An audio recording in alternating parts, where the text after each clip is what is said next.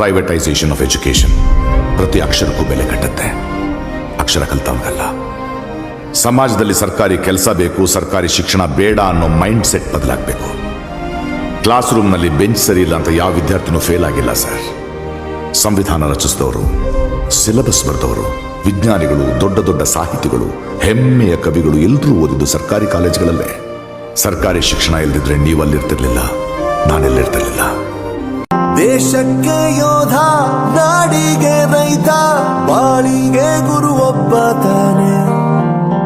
ಅಕ್ಷರ ಕಲಿಸೋ, ಅಜ್ಞಾನ ಅಳಿಸೋ, ಅವನೂನು ಅನ್ನದಾತಾನೆ.